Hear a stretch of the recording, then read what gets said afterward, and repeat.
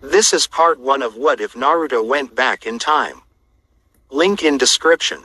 If you enjoy this what if, then like, comment, and subscribe for more content. Anyways, let's get on with the what if. One Last Chance by Chasing Yashara. Start Chapter 1.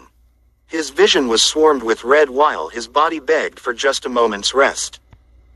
The stench of iron and decay invaded his senses, making his stomach churn in disgust.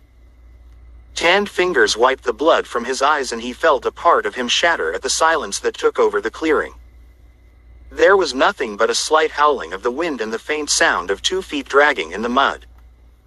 He surveyed the area with a despaired gaze as familiar faces stared up at the sky, eyes glazed over and filled with terror in their last moments. He tried to push past his fear and anguish, ignoring the tears that threatened to spill over, and focused on the enemy before him. Long dark hair swayed in the wind and piercing red eyes bore into his soul, anger rolling off the monk's wounded body in waves. They were both wobbling slightly, their injuries too great and energy too low. The end was near. It came down to hand combat. They weaved around each other in a deadly dance, waiting for the other to slip up. The sound of flesh hitting flesh and ragged breathing seemed to echo around them, replacing the heavy silence. When the final blow was dealt, there was no relief or excitement, only the dull thump of a body meeting the earth in one final embrace. The victor scanned the horizon and felt any hope that he had left fade away instantly. There was nothing, he was all that remained. Hollow blue eyes searched the piles of human remains, looking for a familiar tuft of silver hair. He passed 2 bodies that laid hand in hand, their last moments spent sharing their love with one another. He looked away from the blood-soaked pink locks and gaping hole in their chest. He ignored the gaunt face and missing eyes of the person next to them. On and on he walked, through mounds of cadavers, all staring at him with vacant expressions and splattered with crimson. He picked up the pace, once spotting that familiar hair, gleaming silver in moonlight. Dropping to his knees, he cradled the body close, hot tears slipping down his cheeks as violent sobs racked his chest. Slick palms tenderly caressed the pale, cold flesh, and he wept for what could have been, wept for every soul lost and for the future that would never come. As the last tear fell, the man said a silent prayer for his fallen comrades and began the long process of digging a mass grave. His body protested, begged for water, food, rest, but he could not rest. Not until they were safe and at peace. He couldn't leave them exposed like this. They deserved better than being bared to the elements and left to rot. 2 weeks passed and the sun came up, bathing the barren land in soft gold and bringing warmth to the empty space, though barely visible through the clouds of ash that hung about. No bodies remained, only dark red stains that served as a reminder of the many lives lost. A single figure slumped in front of a grave, marked only by a Hittite and a ring. He sat for hours, turning into days, looking at nothing but the pile of loose dirt in front of him. His cheeks were puffy, red and tear-stained. Defeated eyes stared unseeing into the destroyed land, his body was pale and sunken in. He waited impatiently, exhausted and grieving. He craved the sweet release of death. What had he to live for now? There was nothing and no one awaiting him, and all he wanted, all he needed, was to be with his precious people again. Time passed and his body was close to death, wrought with hunger and dehydration, wounds festering and infected, but he didn't feel a thing. The man was empty, merely waiting for his time to come, yet it never did. Right as his eyes closed and he took one last breath, a deep burning sensation took over his body that forced him to thrash about and release hoarse screams that echoed across the vast nothingness. He began to feel weightless, as if floating helplessly in the depths of the ocean. There was nothing around him but an endless black sky. A tingling sensation accompanied the pain and he looked down to see his body disintegrate, filling the blank space with glowing yellow orbs. His entire being was unraveled and bared to the universe, memories replayed in front of him and slowly began to rewind. He watched himself become younger until he was but a baby, helpless and small. A woman with long crimson hair spoke to him with the love and kindness he wished he'd heard all those years growing up. A blond man stared fondly and wished him strength and prosperity. And then the pain intensified. The space around him twisted and warped and suddenly he was thrown. He didn't know how long he fell. The concept of time had disappeared and for a moment he thought this was the afterlife. Though just as soon as the thought came, his body crashed into something that rattled his soul. And then he woke up. End Chapter 1. Start Chapter 2. One Last Chance by Chasing Yashara. Panting and trembling in panic he bolted up from where he laid and took in a very familiar room. Empty ramen cups were strewn about the musty place, clothes piled in a corner and a distinct smell of mold lingered in the air.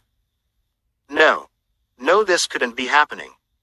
He hobbled out of bed and raced as quickly as he could to the bathroom and switched on the light, shrieking at his reflection in the mirror. Horrified violet eyes stared back at him. Long scarlet hair cascaded down his back and a sun-kissed, cherubic face still thick with baby fat was twisted into a horrible grimace. He looked down at tiny, uncalloused hands with a pair of stubby legs to match. No, how is this possible? It's possible because I made it so, Kit. The deep voice of his closest companion spoke calmly and a warm feeling began to overtake the boy's body. Go sit down, let's talk. Once seated they began a long night of heavy conversation involving lots of tears and many anxiety attacks. In the early hours before dawn the child could be seen curled into a tight ball, shivering and whimpering in his sleep, his face pinched and cheeks wet. A day passed, then another and on the morning of the third Naruto Uzumaki Namikaze woke to greet his past with reluctance. Kurama had told him that in the last moments before his death he gathered all their remaining chakra and used a soul transfer ninjutsu from the time of the Sage of Six Paths to return them to Naruto's past. Essentially it took Naruto's soul and switched it with his past self from a parallel universe. There was the chance of slight differences but that would be something they'd deal with in the future. Their survival wasn't guaranteed but the fox was willing to take that chance and his decision paid off. The only thing that bothered Naruto was that he'd taken his past self's life. He'd never get to grow up and see all the beauty the world had to offer. He would never meet his team and his family and everyone he held close to his heart. Briefly he wondered if his younger self was just a wayward soul floating around the remnants of gruesome war. He didn't like that idea at all and it was that idea alone that fueled his panic attacks throughout the night while Kurama could do nothing but comfort him. During the journey their chakra and Naruto's old body had fused together with his younger self, changing him down to his DNA which forced the change in appearance. Though an explanation didn't quell the deep sorrow that was evoked at the sight of his reflection. All he could see was his mother and that only caused him more sorrow as he would spend another lifetime without her. Memories of the war plagued his mind, exhausting him to his core and sapping any energy he'd gained from his fitful slumber. On one hand this was an opportunity he never could have hoped for, to mend his mistakes and save everyone. Yet somehow the thought of having to relive the last decade of his life was more daunting than exciting. Part of Naruto resented Kurama for taking away the chance to greet his loved ones in the afterlife. Now he'd have to rebuild all of those bonds and work double time to prevent the hundreds of thousands of deaths. Part of him was so tired and broken, drained of his will to live an optimistic view on life. As it was now he was 10 years old yet felt more ancient than the Sandaime. Naruto heaved a sigh and managed to make his way to the kitchen on unsteady legs, scrunching his nose at the rancid smell coming from the area. The redhead poured and gulped down glasses of water till his stomach felt ready to burst and checked the fridge. Most of the food was spoiled bar an old loaf of bread which he took with him and munched on while making plans in his head. He would need to train immediately and see what his body retained so he could gauge what work needed to be done physically. He had another 2 years left at the academy which he didn't like the idea of. Seeing all of his loved ones so young was definitely going to hurt. Especially his team. Anxiety crept through his body at the thought of seeing everyone alive, an icy feeling coiling in his chest and forcing his heart to race. Naruto curled in on himself slightly and began to rock side to side, trying to soothe himself while visions of the past played over and over in his mind. The boy took a long, deep breath before banishing those pictures from his mind for now and tried to focus on fixing what hasn't yet happened. He had so much time to prevent the war, to stop Madara, to save everyone. He could do it, he just needed to plan and prepare. Clenching his fists and shakily standing on his feet, he dressed in a ratty black shirt and a pair of orange shorts. Strapped his feet in his sandals and walked out of the apartment without looking back. His first stop was the farthest training ground from the village so he could test his body out and come up with a training regimen. Curious looks and scornful glares were sent his way as the young Naruto walked through the village. He paid them no mind but tuned into the whispers. Why does he look like that? He really is the Kyuubi, disgusting creature. The demon must have consumed him, we should notify the Hokage. How ignorant, he thought to himself, feeling a strange mix of pity and disgust towards his fellow villagers. Calmly walking through the streets and deeper into the forest, he stopped once, surrounded completely by trees, the only noise being the nearby water source and cheery chirping of the birds. Naruto sat on the ground and began to meditate, searching for his chakra to find it flowing normally through his body, which is a good sign. The red head was about to begin when the thought struck him that if other shinobi were to witness his training, then things might become more complicated. After all, there's no way the dead last could exhibit Junin-level skills without drawing suspicion. He thought back to the training trip with Jiraiya. The then blonde had taken an interest in the monk's work and asked for a basic lesson. The older man had smiled fondly and ruffled Naruto's hair before pulling out a scroll and taking hours to explain the fundamentals of sealing. Anything can be done with seals, Naruto. The only limit is your imagination. The impossible can be made possible with a brush and some ink. That's why seal masters are rare and feared more than most shinobi. Naruto had never forgotten those words and had prolonged many lives during the war with some particularly genius seal work. Not that it mattered in the end anyway. The red head bit his lip and shook away those thoughts, choosing to focus on the now. Not having any sealing supplies, the boy drew intricate lines in the dirt with a stick, then used a kunai to cut his hand and mixed the blood with the dirt to erect a barrier. He then began running through some warm-up exercises. He quickly noticed that his 10-year-old body was much stronger than it had been in his last timeline. The underdeveloped muscles of his malnourished body screamed from overuse, and he'd have to do flexibility training to fully utilize his taijutsu, but this was a great place to start. Hours later, he left the space charred in some spots and slippery with mud while a few trees could be seen scattered throughout. Naruto's body was glistening with sweat and he was panting heavily when he walked into Ichiraku's, wincing from soreness as he sat down at the bar. Chuki nearly had a heart attack at the sudden presence and shuffled over to greet the customer. Taking in the disheveled appearance and atypical behavior, he walked up to the boy. Naruto, I almost didn't recognize you. What happened? Are you all right? The redhead nodded and kept his head down. Just a rough couple days, old man. No need to worry. Taken aback at the uncharacteristic response, he quietly whipped up Naruto's favorite and placed it on the counter in front of him with a large glass of water. On the house, kiddo, he spoke softly and with a kind smile before returning to his work in the back.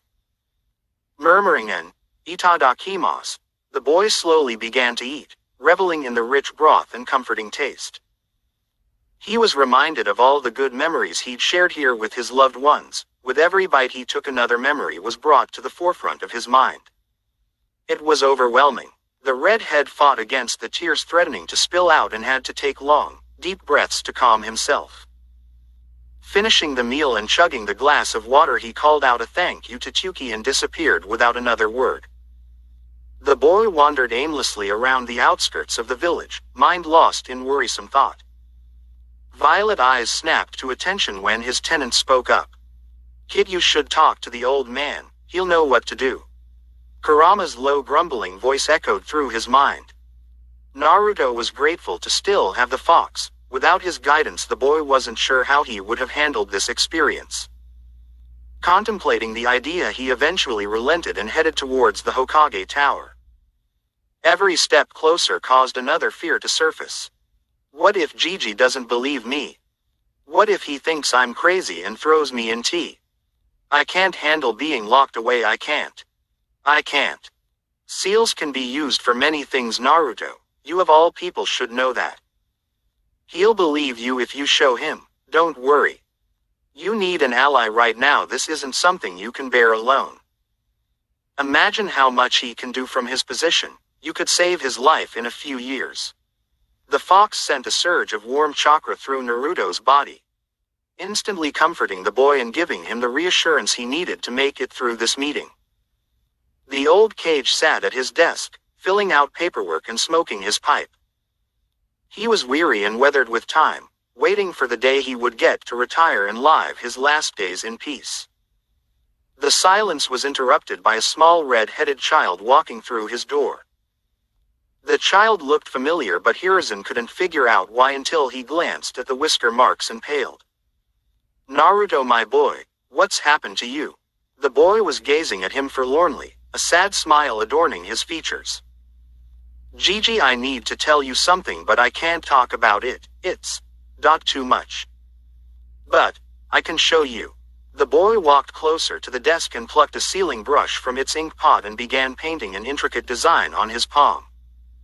Naruto, what is this? What are you doing? He was silenced by sharp purple eyes and presented with a hand that quietly asked permission to touch his own. The old man skeptically agreed and was thrown into an experience that would plague his nightmares for years to come. Through Naruto's eyes he watched the boy grow up past his current age and all the tragic events that followed. Every friendship, every death, every mission, every meal, every achievement and every failure. He witnessed what he had hoped to never see in any lifetime, filled with primal fear while seeing every human being decimated by none other than Madara Uchiha. The guilt, fear and grief the boy had felt was overwhelming.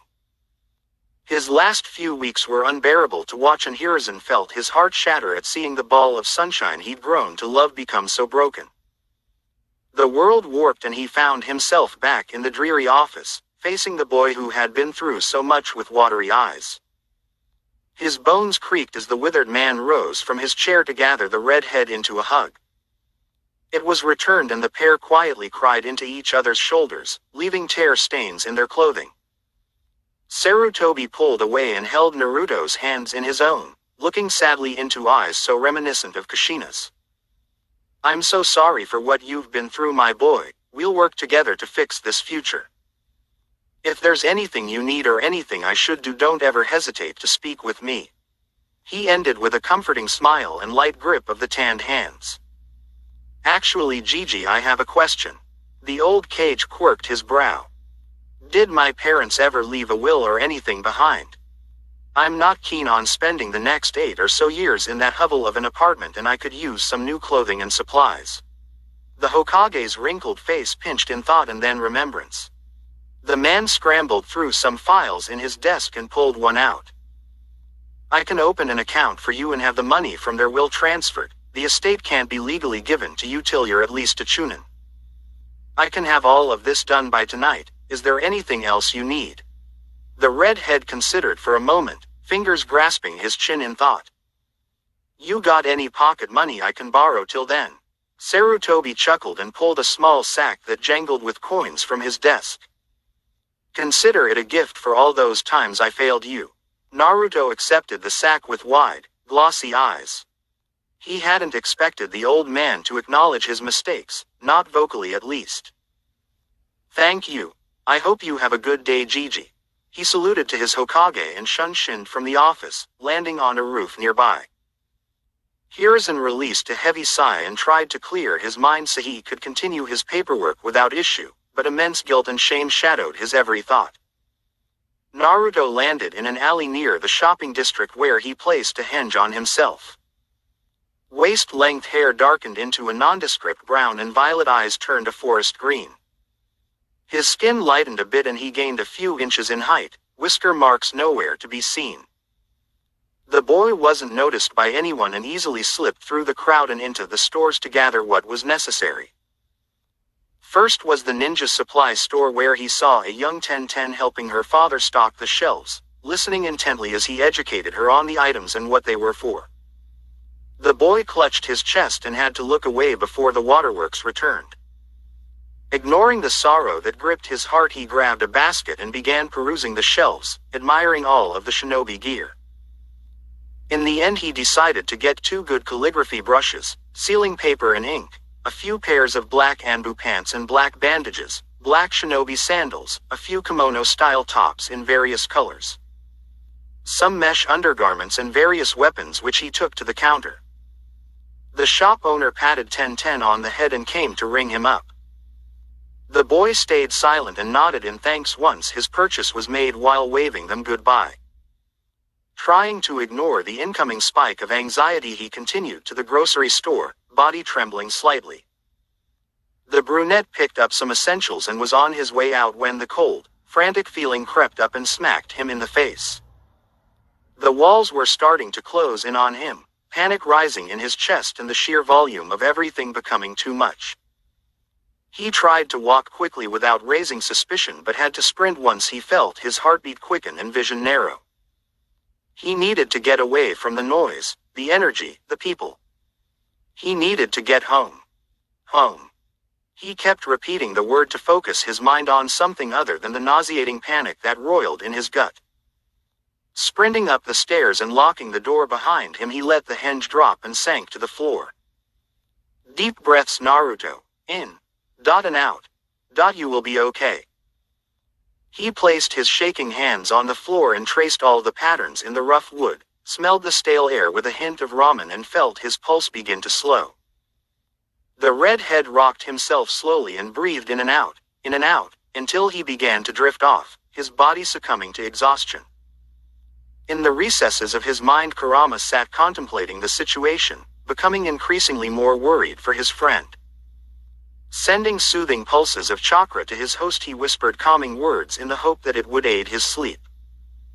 When Naruto awoke on the floor, it was dusk and there was barely any light. He crawled the few feet to his bed and hoisted himself up onto it. Pulling the scratchy blanket over himself and curling up, he tried and failed at falling back asleep. Despite his trying to ward them off, the dark thoughts returned and assaulted him with gory memories.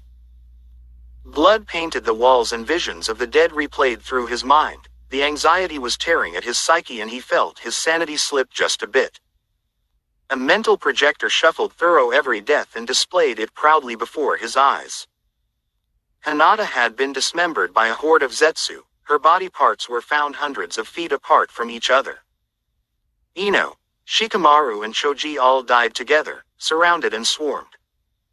They fought bravely and carried the Ino-Shika-Cho legacy with them into the afterlife. The image of Sai in a pool of his own blood and liquefied organs brought bile up Naruto's throat. The boy barely managed to reach the end of the bed to empty his stomach onto the floor and collapsed into a fit of sobs afterwards. He cried for hours, remembering the rotting corpses, the empty ash-filled land that reeked of blood. The despair that clung to the air like his comrades had clung to their lives and cried for the ones he failed to protect. He didn't deserve this second chance. He cried until there was nothing left, and then he lay still and emotionless on the hard mattress, staring at the wall with hollow eyes and mind thankfully numb to thought. Eventually sleep overtook him and Naruto drifted into the blissful void, grateful for the silence and well-needed rest. He awoke the next morning to an Anbu at his window notifying the redhead that he has been summoned by the Hokage. Nodding in affirmation, the boy trudged to the bathroom and turned on the shower, avoiding his reflection. Leaving soiled clothes on the floor, he slipped under the warm water and let it run over himself for a long time. All he had was a bar of soap, so he washed the important areas and let the soothing liquid run over him until it started to chill. Tan hands wrapped scarlet hair in a towel and dried the moisture from his body. He then slipped on the black Anbu pants, taped the ankles, donned a red kimono-style top, then braided back his hair and slipped on the new black sandals. Before leaving, Naruto cleaned up his mess from the night before, then headed to the kitchen where he gulped down some milk and snatched a protein bar. The red head disappeared from his room and reappeared on the roof of the Hokage Tower. Sensing no other presences besides the Anbu on guard, the boy walked down the side of the building and leapt into the window. Landing gracefully on his feet and pretended not notice the way the Hokage jumped at his presence. He concealed a smirk and stood at attention in front of the desk. The funds have been transferred into your new account. This is the identification card that will allow you to access the account and the paperwork in case they give you a hard time. Once you reach Chunin, the Namikaze Uzumaki estate will be put into your name, and all we'll need to do is sign some paperwork. Taking in all the information, a small smile graced Naruto's features. This was a good first step into creating a better future for himself in the village, which would in turn allow him to help everyone else. Thank you, Gigi, I appreciate your help. The old man's eyes sparkled with warmth and he waved the boy off. No need, Naruto. This was rightfully yours. Try not to spend it all in one place. Naruto's lips quirked at the cliché line and saluted before disappearing in a flash. Landing in front of the bank, he steeled himself for the annoying encounter that was sure to come. He entered the building and spent the next hour arguing with the teller about the validity of his ID and rights to the money. After all, how could the demon brat accumulate so much out of nowhere? My business matters not to you. You're here to do your job and mind your attitude. I'd be happy to bring the Hokage to verify my identity, and I'll make sure he knows exactly what nasty things you had to say about me. Your job, your choice. He shrugged nonchalantly and glanced at his nails while the teller waged an internal war with herself. Eventually she gained her composure and stepped away from the desk, returning with a thick envelope and a strained smile. All is accounted for. Thank you for your business and please return again. He shallowly bowed and turned to swiftly exit the suffocating atmosphere. The sun cocooned him with its heavenly warmth, and the boy took a moment to appreciate the peaceful state of the village. Breathing in fresh air, he admired the deep blue of the sky and fluffy clouds that seemed to have not a care in the world. Then he placed another henge on himself. Appearing as the same boy from yesterday, he began scouting out apartments in the area. The redhead only needed something sturdy and clean till he was able to move into his parents' estate. By dusk, Naruto had a lovely, affordable 2-bedroom near the Uchiha district. Since property value had gone down after the massacre, there was no one to disturb his peace, nor did he have to worry about being discovered. New furniture had been purchased and delivered to his new home, and the boy sat on his fluffy new bed, surrounded by new clothes, a couch, a TV, and knowing he had a full fridge of food. Returning back in time was terrifying for Naruto, but the least he could appreciate was that he would have a better chance at saving everyone if he could care for himself. Snuggling into silky sheets, the boy felt his eyes grow heavy and was lulled to sleep by Kurama's soothing chakra and affectionate words. Tomorrow he would have to return to the academy and see all of his old friends, as much as it would pain him to do so. The next morning, Naruto could be seen leisurely walking around town, his final destination being the academy, but in no rush to get there. Violet eyes observed the civilians going about their daily lives, ignoring their comments towards him and sensing but not seeing the ninja tailing him as they always do. Everything was so tranquil now. It's almost insane to imagine that this village would be flattened and indiscernible in only a few years' time. If he couldn't change things, that is. Nearing the academy, fear started to bubble up and settle in his stomach, putting his body on high alert and having him dreading the achingly familiar sight that waited in the classroom. The boy shinned outside the door and took a deep breath to calm his nerves, then another, and then slid open the door, feeling all eyes on him. Ignoring the students, he smiled, reminiscent of a certain Anbu, and greeted Iruka calmly. Hello Iruka-sensei, I apologize for being absent the last couple days. I've been feeling a little under the weather. Iruka took in the deceivingly lax posture and noticed that the boy was fidgeting ever so slightly, alert eyes darting around every couple of seconds. He looks like he's seen hell. What happened to you, Naruto? The brunette felt his anger turn to apprehension and calmly walked towards Naruto, putting a comforting hand on his shoulder. Take a seat, Naruto. We'll talk later. It's good to have you back. The redhead managed to force in a tight smile and nervously made his way to the back, seating himself next to Shikamaru. The dark-haired boy sent a skeptical glance his way, taking in the appearance and change in demeanor and filed it away for later use. The former blonde had piqued his interest. What a drag. Hours later, Iruka and Naruto sat side by side at Ichiraku's, enjoying their meals and sharing no conversation. The brunette voiced his worry once the bowl was emptied. "What's happened to you, Naruto? You seem to be on edge constantly and are completely different from the Naruto I knew a few days ago. Did someone hurt you?" The boy's lips twitched downward and eyes swimming with sorrow bore into his own. The Chunin's heart clenched in worry. "I don't know, Iruka-sensei. The other night I was feeling sick and just woke up like this. I've been having nightmares lately and I guess they're just taking their toll." Concern was written all over Iruka's features. "What kind of nightmares?" The small boy's fists clenched. "I don't want to talk about it. I'll be fine." Crimson brows were furrowed in frustration and the brunette decided to take no for an answer and clam up. Whatever was going on with Naruto, he obviously didn't want to reveal it, and that's okay. "Just know if you ever need me, I'm here. I'll always listen to you free of judgment." Naruto was silent for a moment before speaking. "Thank you, sensei. I'll keep that in mind." He finished his bowl in silence and quietly thanked Iruka before vanishing into the streets. The shop owner and teacher shared a look of concern and sighed heavily, as there was nothing they could do unless the boy asked. Naruto's body trembled from the brief encounter with Iruka. He didn't know how to talk to anyone or play it cool.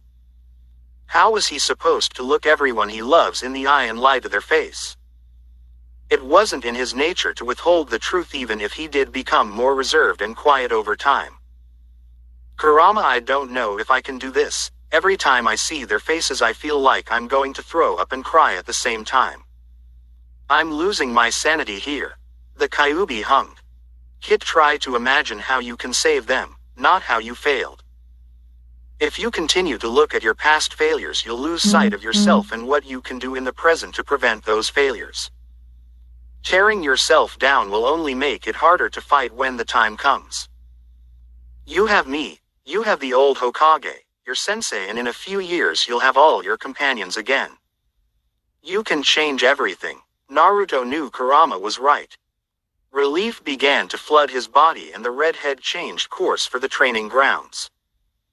Setting up a barrier, he started with meditation, and in a few minutes black markings formed around his eyes that opened to reveal a deep shade of maroon. Black, slightly translucent fox ears and a fluffy tail sprouted from him and swayed in the wind, not too different from the early stage beast mode.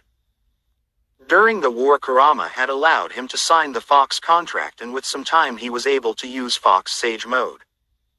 All his senses were heightened as sage mode does. He could summon the foxes from Shadow Valley and his stealth was increased tenfold. It was as though his presence completely vanished even though he was still there visually.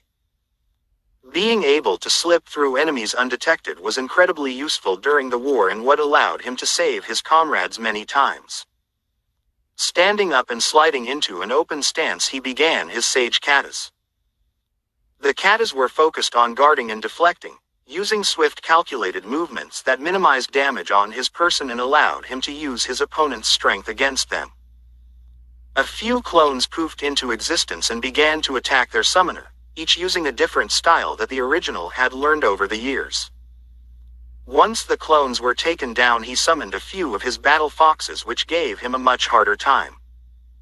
Naruto enjoyed the distraction and bonding time with his summons. They all had easygoing personality types and were great listeners. They'd spent many nights cuddling their summoner and his comrades when the wind was too cold, fire too small, and injuries much too painful. By the time the sun was setting, the group sat panting on the ground, exhausted yet fulfilled, staring up at the sky as it shifted through yellows, pinks, and purples. Once bright stars dotted the navy sky, they bowed to their summoner and returned home, leaving him alone with his exhaustion. Naruto laid for a few hours longer, admiring the beauty above and listening to the sounds of life all around him. He felt hopeful for the first time since he returned, enjoying the fact that he could preserve all of this and felt his fears fade as determination took hold. I'm gonna do it, Kurama. I'll save them, all of them. The fox sent a pulse of chakra and whispered to his kid before going back to sleep. I know you will, Naruto. If anyone can, it's you. End chapter 2. If you enjoyed this what if, then like, comment, and subscribe for more content. I really like how this what if is layered out, and I hope you all feel the same way. Anyways, see you all in the next what if. Peace out, people.